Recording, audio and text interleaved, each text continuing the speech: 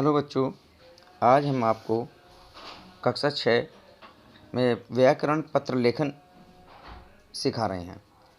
तो ध्यान से सुनेंगे कि पत्र किस प्रकार से लिखा जाता है। ऐसा हम में कोई नहीं जो पत्र के विषय में न जानता हो।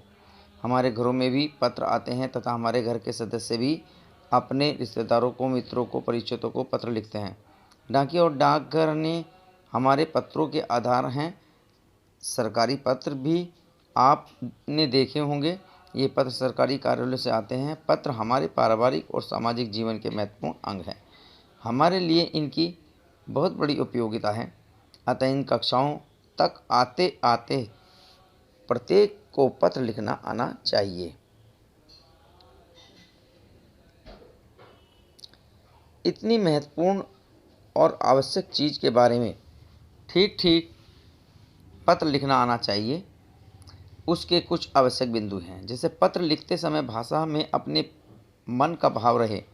पत्र की भाषा सीधी, सरल और प्रत्येक पढ़ने वाले की समझ में आने वाली हो। कम पढ़ा लिखा भी पत्र को समझ सके। हम जो कहना चाहते हैं उसे ऐसे ढंग से लिखा जाए कि पढ़ने वाला भी समझे। पत्र का विषय इतना स्पष्ट हो कि पढ़ने वाला समझकर आपकी अपेक्षा अनुसार यथाचित उत्तर दे सके। पत्र के में भूलकर व्यंग या हास्य अथवा झूठी बात ना लिखी जाए। ऐसे ही कोई अनुचित बात न लिखी जाए कि बाद में लज्जित होना पड़े।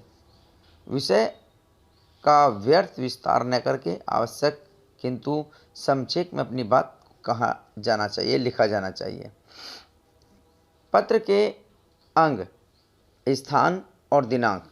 पत्र के ऊपरी भाग पर दाईं ओर भेजे जाने वाले का स्थान और उसके नीचे दिनांक, तिथि, संबंध आदि लिखा जाए। 2 संबोधन।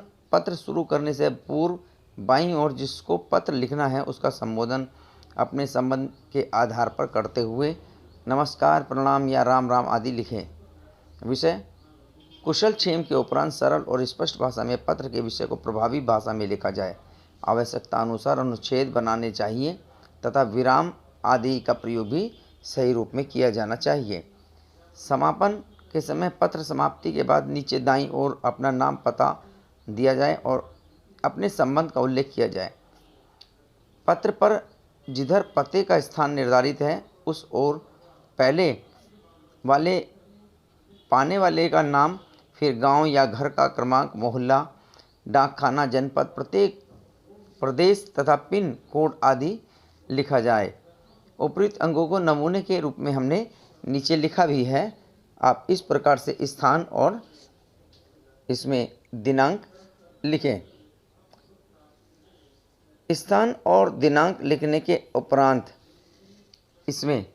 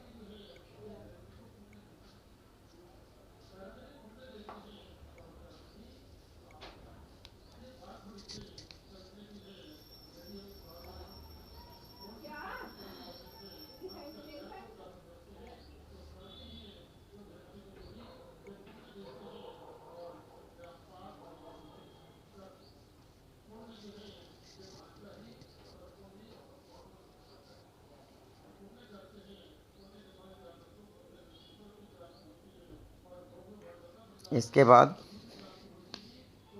पूज्य पिताजी और सादर चरण स्पर्श, प्रमुख विषय आदि लिख करके आपका पुत्र दाईं ओर, फिर बाईं ओर पता, फिर श्रीमान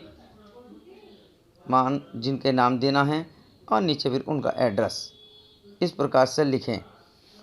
पत्रों के प्रकार पारिवारिक पत्र भी होते हैं, जैसे पारिवारिक पत्र, सरकारी पत्र, अर्ध सरकारी पत्र, व्यावसायिक पत्र, शिकायती पत्र, प्रार्थना पत्र।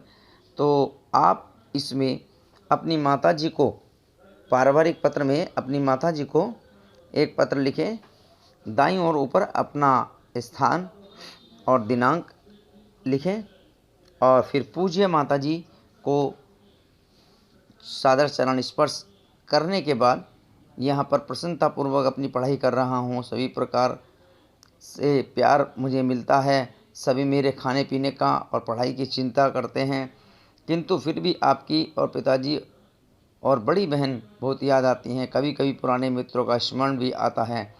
माताजी, आपका पत्र आए बहुत दिन हो गए हैं। मैं चाहता हूँ कि आपके हाथ का लिखा पत्र मुझे मिले।